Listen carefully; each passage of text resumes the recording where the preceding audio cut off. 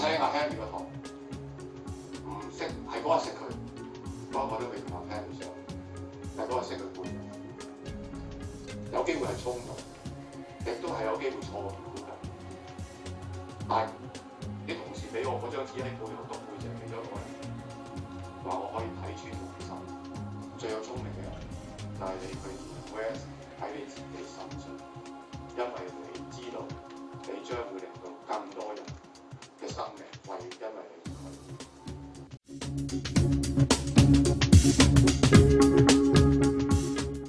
我哋唔用一個好輕鬆愉快、多啲笑容、多啲人朝頭早返工。第一個頭先分享 Vivian 嗰個新人入嚟，我入嚟嘅時候，我覺得好似都係冇喎，唔窩嘛。我而家帶緊新人，我都覺得好辛苦，因為新人入嚟咧都未開到單，但係好似我都有少負擔。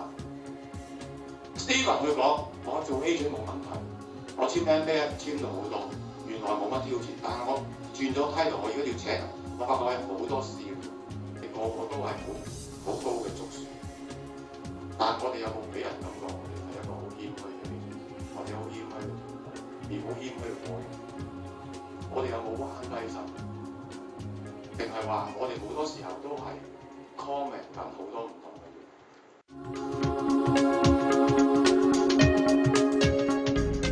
因為我覺得除咗我學到好多之外咧，其實有好多原來咧，我再一次reconfirm自己，我好多嘢係做啱。卓效人生嗰度咧，其中一個 point 咧，我睇唔同嘅 manager meeting， 今年我都提過，願意付出代價為下一代提供成功機會。好多天分，好多能力喺呢幾日我哋睇到嘅。其實呢幾日啲遊戲咧，提醒我哋一樣好重要。我發覺原來咧就係時間唔需要多。我哋幾個遊戲都係好短時間，我哋去構思、去準備、做出嚟個回收好正。原來我哋真係要學佢點樣 inspire 人哋，可以睇到帶佢入行嗰個人就係一個 good model。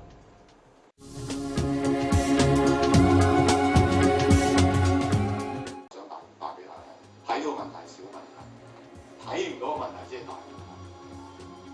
最大嘅問題就係呢啲工作，其實最大嘅問題就係人心。